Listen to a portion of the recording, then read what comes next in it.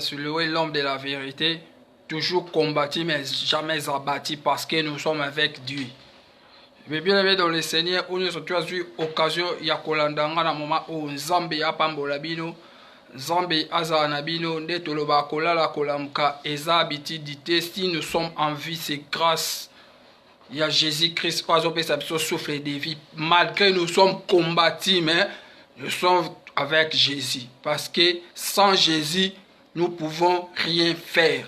Avec Jésus, nous ferons des exploits. Même si Batouba Loba, même si Batouba critiquer, même si Batouba réunion, la Bible me dit, Bakoyan Zela Moko, mais Bako Panzana si 7 chemins. Parce que je sais où na servaka. Na yebi nani ngai na kumisaka. Parce que notre Dieu est de tout puissant. Bien aimé dans le Seigneur, comment on a les choses sur les bossos internet nabino, comment on a les bossos, il y a ba tablette nabino, comment on a les bossos, il y a ba Facebook nabino, et ça pour nous passer un message qui est très important pour nous édifier le peuple de Dieu. Bien aimé dans le Seigneur, il y a de faux prophètes, batondi ebele na kati na mokili. Bana na Nzambe, il faut que fongola misu. Bana na Nzambe, il faut yeba nani o azamo sala Nzambe solo, to nani azamo sala Nzambe lokuta. Parce que même la Bible me dit, vous les connaîtrez selon leurs fruits et puis selon leurs œuvres. Boye ba bango na misala na bango, pe na bambuma na bango, ba fruits na bango ni o ba ko produit, o ba tu ba komona yango. Et nzete, tant to mona nzete, tant to mona ten nzete ya manga e boti malala. Na to mona ten nzete ya malala e boti bitabe. To mona yango ni pas soki okoni manga esengel kobuka manga. Soki okoni malala esengel kobuka malala. Bien aimé dans le Seigneur, eza lelo bande konabiso ebele bazo bunga parce que il y a des faux prophéties à l'ukuta, ya ko kosa, ya ko détruire le peuple de Dieu. Yamana étant que Moussa li Nzambe na epona loba o eza très important o ya pona ko fongola batu misu pona ko talisa batu la vérité pour to baki o eza mission évangélique pour la restauration spirituelle tu es ko restaurer onyo surtout monguna bebi saki pona ko zongi sango la marche.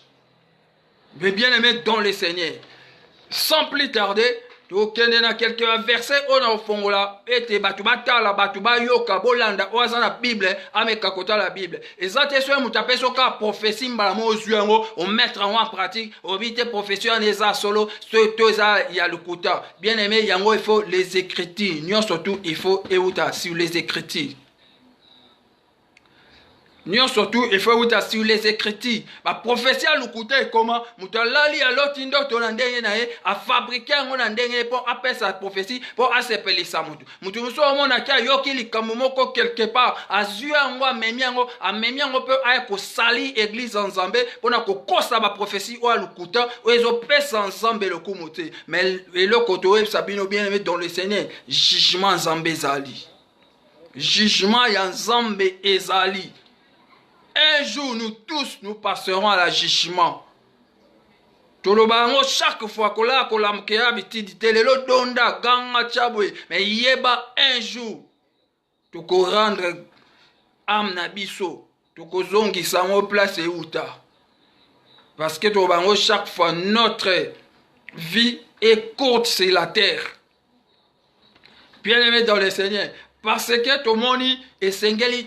Total sabana Nzambe ndenge mokanda Ezekiel 33 ndenge elobakana verset 1 soko kititi na swa okomona biso to kwa ba geter to mabezo isayo to fongola bana na Nzambe kodinga te ba pesa ko ba prophétie mo ya lokuta pour lelo batu ba komi ko sepela ba prophétie plus que la parole batu balingi ba pesa mama ba prophétie lokuta mama na bino azandoki mobali na yo azandoki voni vinezo vansete parce que ba bloquant quelque part pour la nini o komana mbongo te parce que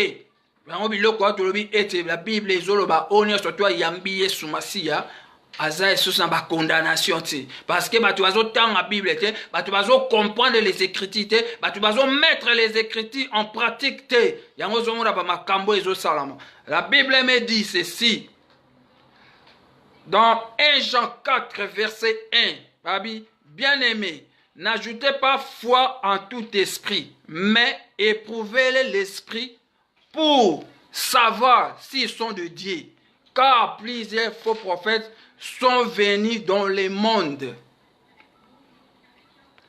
Alors bien.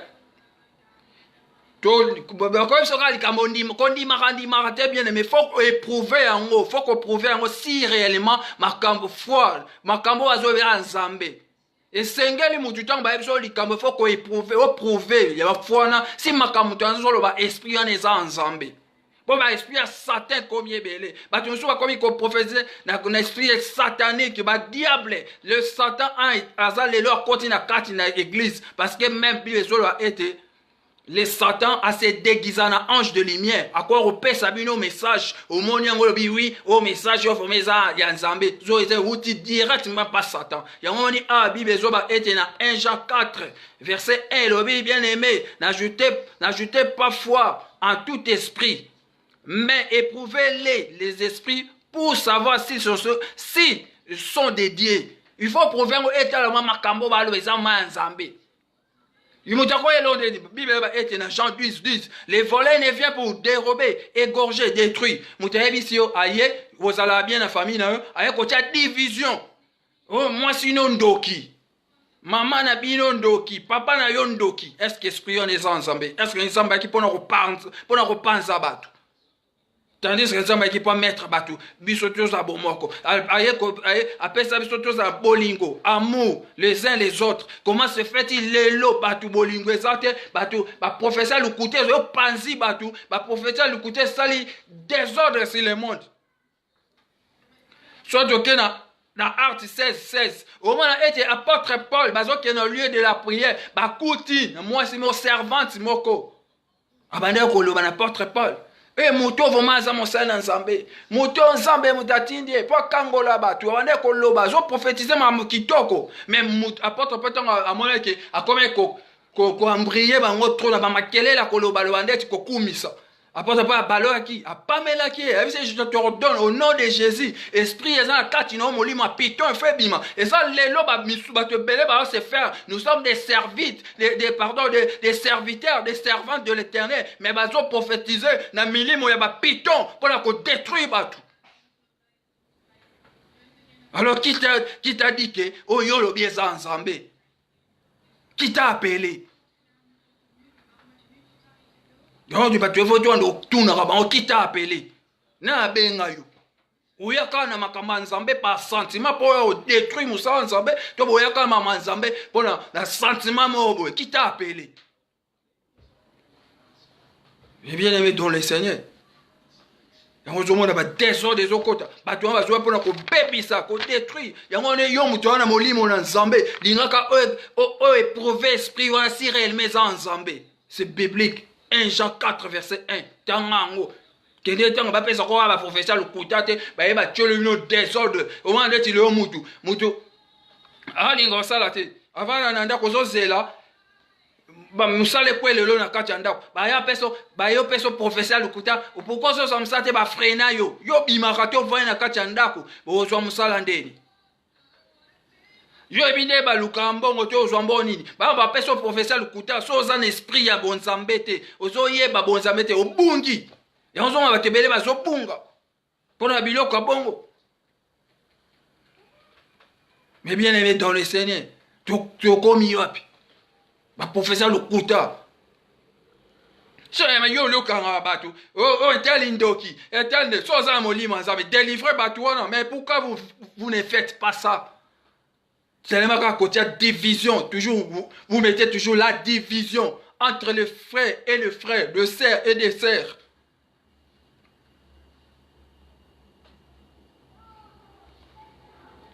Ils sont passifs. Bien aimé dans le Seigneur, il faut fondre la mise. Bah, tu as un suko, tu as un peu de les sous baza banani. Bah, tu as le couteau ba menteur. Bah, yewana ponako. Pour enseigner la fausse doctrine, il y a le côté pour détruire. Parce que jamais on lié batala pour intérêt en Zambé, ba prêcher pour intérêt en Zambé, pour intérêt na bango moko.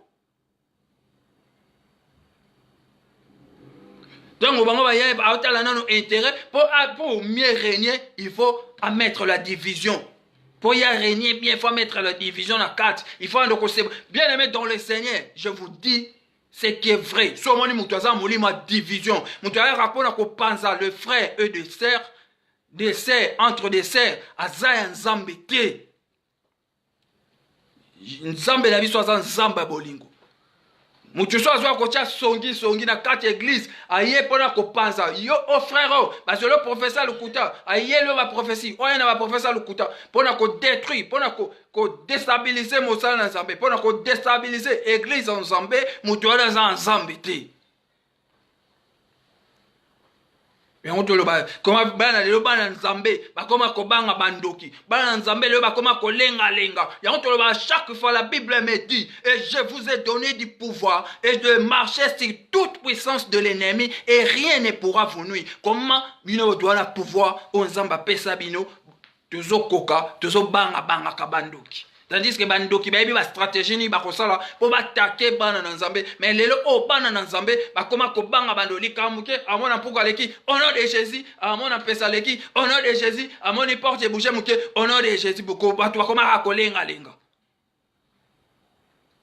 avayo lo ba kombo au nom de Jésus est-ce que ça la Jésus on ndenga solo utambola ka vraiment de Jésus senga pour au nom de Jésus. Avant tant à combat au nom de Jésus pour qui misa milimo et sengeli otambola na directif en Zambie. Nzamba ba directif. Il faut tambola selon ainsi dit l'Éternel. Yo tambola selon ainsi dit l'Éternel. Oh loba, o telembe, o zoloba ke na loba na pas Nzambe. Non. Il faut arrêter. Il faut dire que ça kanda Nzambe ça to loba ete kanda Nzambe zali. On ne se moque pas de Dieu. On ne se moque pas de Dieu. Si on a un ministère, c'est Vanda. Ma force à Moussa en Zambété. Désordre si désordre. La parole du Seigneur, la parole du Seigneur doit rester logique. Personne ne doit la changer.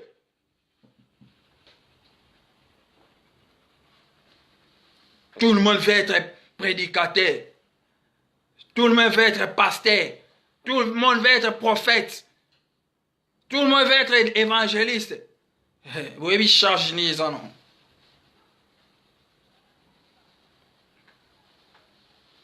Depuis Bando Sambe, la combien de batailles que ce soit.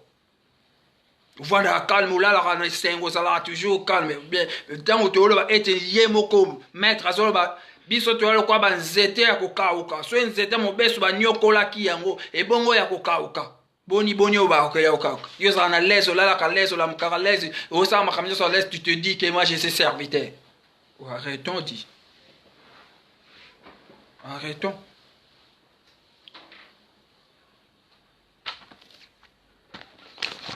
La misu va prophète dans le côté va côté belé va sataniste va côté belé la côté église va pendant qu'on détruit église pendant qu'on bébé ça musala nzambe ça va dire sauf toi après toi que quoi prêcher la bonne nouvelle partout dans le monde entier va pendant qu'on détruit musala nzambe qu'on bébé ça va faux prophétie à l'ukuta qu'on kosa yo so ça va sala don ya mona ramakam. Si on appelle ça personne dont il y a qu'à délivrer bateau. Au lieu que aux gens toujours pour mettre la division entre des frères et des frères, de sœurs et de sœurs. Non. Je vais vous mission d'évangile pour la restauration spirituelle. Toujours pour la vérité. Toloba vérité. Vérité n'a besoin de toloba vérité parce que les ambitions évangéliques pour la restauration. Besoin de toloba te tanga c'est la parole. Parole de Dieu. Lumière n'a besoin de la parole. Le prophète le couteau va bimi et pelé. Toutes sortes de magie. Et comme il y a quatre églises, monsieur tout le monde qui a zoama ina munoko a boire que là-bas basi na quatre minoko a tiena munoko ne a boire que là-bas basi na quatre minoko parce que bi ba basi ba ça va être moi ba faible. Il faut à manipuler bango à utiliser bango. Tout le monde aime sous la réseaux sociaux partout. Na oye baté ceux qui to batu ba comprendre ma kamto va comprendre monsieur sous alanda ba passer le cola bamboa. tout le monde a nil pas esprit côté ba esprit oya bangulu oh Jésus a benganaki ah bimise pas mon côté pas bangulu to ba bato bandola nda passer on azo kende lokola bambwa ba bazana milimo bangulu to lo babongo bato bavandi be bavandi bakangi maboko bazomona makamba mabe et continue à kacha lingoma nzambe mais le peuple l'a aveuglé. Parce que l'esprit, il y a bateau, ils ont égaré quelque part. Parce qu'on utilise l'esprit bateau. Bateau, parce qu'on comprendre comme Osée 4, 6, et mon peuple périt parce qu'il manque la connaissance. Bateau, bah, la connaissance, c'est bateau bunga. Parce que quand on est bango boy, bateau landa boy. Bateau, il y a plus que délivrance et non la parole. Parce que bah, tout a été créé par la parole. Moutokango m'a par la parole.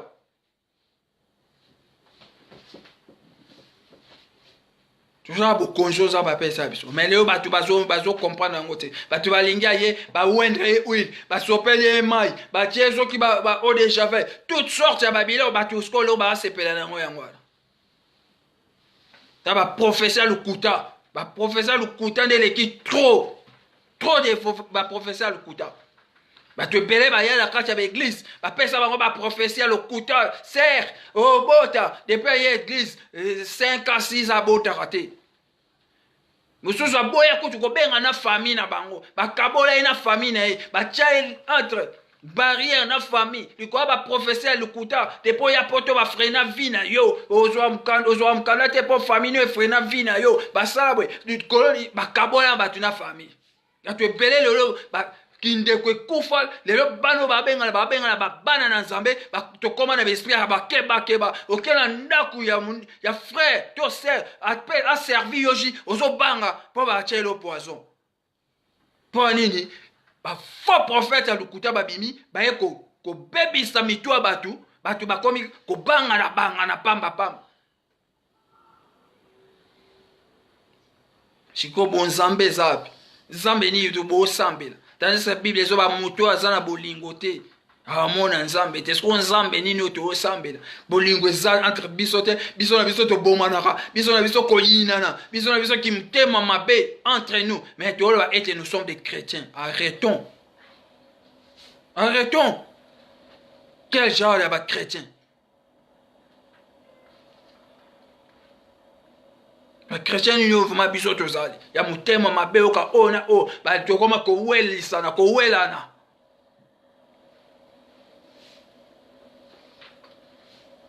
Ko welisa. Mais tolingani te. Ko banga. Iko anini ko bebisa mitwa batu. Leo mitwa batu eza ko beba. Pour y a ba faux prophétie à lukuta. Voilà nini pour détruire peuple nzambe. Peuple nzambe azana posa peuple ne a perdre ta peuple ne est mort côté. Mais yo kasi konde bazwa ko bebisa peuple nzambe. Donc il faut keba. Bien aimé dans le Seigneur, il faut faire beaucoup d'attention. Ça va prophétie à lukuta. So moni ba rappelle sur prophétie qui est en vraiment na 1 Jean. Ok, autant yango 1 Jean 4 verset 1 autant où éprouver ma esprit on a où si réellement les esprits en Zambie parce que moi yambi Yesu masi eta que mo consibe mo bikisine ozo tambola na directif en Zambie azana molimo mo santo parce que le Saint-Esprit est là. Saint-Esprit azali mais azap pas tout le monde azana ba obana kotambola na kobanga nzambe ne molimo mo santo azali wana azana kati na ye yende ako lakisa e makambo bato basala eza solo tu eza lukuta molimo mo santo o molimo na nkolo o aza molimo na vérité otalama o azo ya on a lobi so moni mutu azola mno molimo a division place bolingo eza ki ko semer désordre aza diable Jean 10:10 les voleurs ayaka pona ko égorger, dérober, détruire. Faut panza, acha désordre. Molima piton. Dès que tu connais Acte 16:16. Acha molima désordre. Ko panza par-ci par-là. okanga église monsieur ekangaka bato bandoki ekangaka ba famille bato bazaka pona ko détruire ba vie bato ebele bakomi bakota na kati na bandaku po bakosela bato ebele ba makambo ebele ya lokuta bakosali ba réputation ya bato à cause de ba église ya lokuta. Il faut faire attention. Il faut senga nzamba sunga peuple de Dieu faut fongola misu. Faut senga nzamba sunga bino place ni faut moko kende. Place molimo nzambe ça. Parce que mama batambola na banga nzambe. Parce que ke ba ala kisana amour.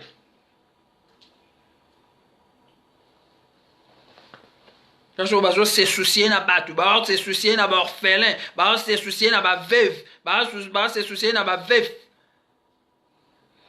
Et là, on s'en bat senga na biso yango. Place l'amour du prochain ça. Ah bah prophétie. Au moins na tout le monde l'église mo, bazala ba reçoit 7 personnes, mais 8 personnes 10, mais au moins la mutu mo yeka pour du coup pas. À continuer on lit, il y a genre ba message. Yango faites attention na bateau va payer ça ba message. Na carte église, obité pas tout le monde, mais il faut me lire mon zambe vraiment. Et sungaka et tellement si réellement message on est au pesa ba prophétie et ça solo il faut qu'on éprouve mon limo mon nzambe ala qui ça ma si réellement ça so pour ba il y a le kuta ba komi trop ala ya lotindo to na ye so ki ndenge ni so ndeni ba finir na butu na kingo so ndeni ba da lota dotale lobi na ngwa ina prophétie. Oh, Dieu m'a dit. Faites attention. Dieu m'a dit. Dieu m'a dit. Faites attention. On ne se moque pas de Dieu. Zamba camarade inabi sauté. Zamba tu dois sakana nete. Kana ba congolais ben autant a comment nzambe pamba tandis que écoute bible ezo boya on a dit commandement batanga a comment nzambe pamba mutazo keko yiba azolo bape au nom de Dieu mutazo kazo asali lokuta azo kata pe lai na comment tandis que bible ezo boya bible ko na to j'irai sur le ciel te batu bazo sala babiloko bazo yeba te azo sala on a des ans makamna lobby professeur vraiment atangi pe professeur na pesi ya lokuta ayoka makamo quelque part yena en église ayebi ke makamna lobe za bongo te ya lokuta mais azo tanga na komba nsambe to sepela po to za na état de grâce to sepela po to en état de grâce yesu makisi atangisa makila ya oma na nzambe ezoza toujours likolo na biso sino te de belé ozoloba be fimbu okwe okufi sur place yabamba lokuta ya ko sali ba réputation batu ya ko bebisa ya ko détruire peuple en nzambe. Mais bien aimé dans le Seigneur ils a passé on dit était tolobaki dans Matthieu 24 lobaki était ebelé ba ya na komba nzambe ba osala ba miracle na kombo ya nzambe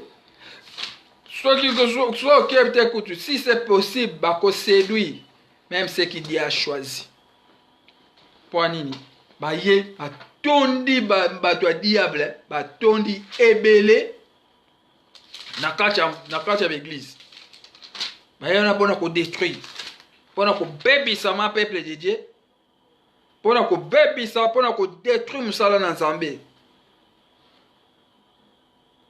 ngo nzambe asunga biso bana ye ça de balo bien car des faux messies et des faux prophètes apparaîtront. Ils accompliront des grands miracles et des prodiges pour tromper, si possible, même ceux qui Dieu a choisi. On dit que professeur le kuta, bamaramba le kuta, soit un esprit en zambete, soit un molimo mon santé, soit yebi ko déterter aux esprits en zambe, tous les esprits ya piton. Pour ba piton ba tondi belé na quatre églises ensemble ba piton ba maman piton belé na quatre églises ensemble ba tata piton église ensemble belé ou apôtre Paul a gangeli na Acte 16:16 pour détruire mosala nzambe, pour détruire le peuple nzambe. Il faut faire beaucoup d'attention. Il y a une prophétie à l'écouta. Il y a une parole. Parole va noter à tes. Délivrance, c'est délivrance. Ça la délivrance chaque semaine. Tu vas quand on m'a raté la délivrance. Parole, mon parole, échange à moi. Moi, soit un billet sous ma si au tei mutu. Tant pis de zo cola.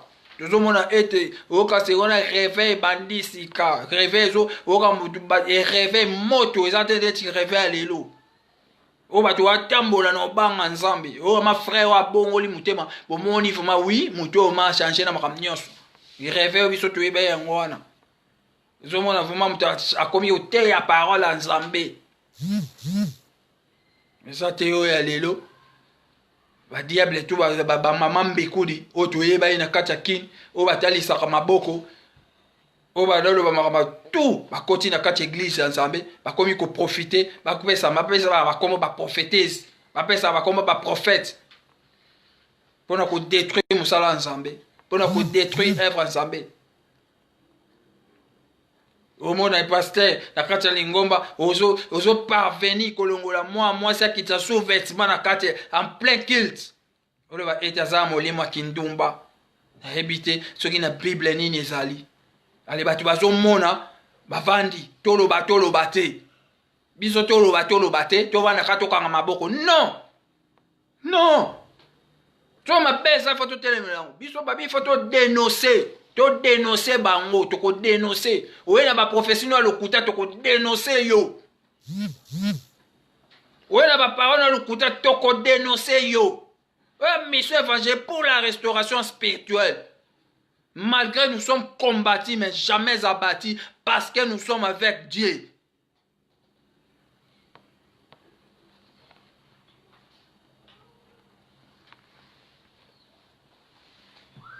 Ouais, Babylone, ma bé, qu'on détruit le peuple ensemble. Il y a qu'on détruit le salaire ensemble. Il y a qu'on bébé ça, qu'on détruit toute une génération. Les gens te belé, ba kimi, l'ingoma ensemble. Ba te belé, ba zo pousse en sous soutien de l'ingoma parce que trop de bêtises. Trop de bêtises. Tandis que Babo, là où il y a des vrais, là où il y a des faux, il y a aussi des vrais. Mais non. Oh, bien aimé dans le Seigneur te dénonce à biloko. Le Seigneur te dénonce to baba vérité ou e bombana. O ba tu bazoué ba te font la peuple ensemble misu. Ok bana ba professeur le kuta. Biso on peut toi ba victime ba professeur le kuta. Un jour to lo ba témoignage moyo kango ba professeur le kuta mo bima quelque part. Ba faux professeur le kuta. Tu vas pas victime non. To lo bango. On ne se moque pas de Dieu. Soza li kambute kangam no kovanda ko kosa te kangam no. Au lieu de payer sa prophétie moi le kuta kosa. Dieu m'a dit nzamba lobi boye. En tout cas on a évité.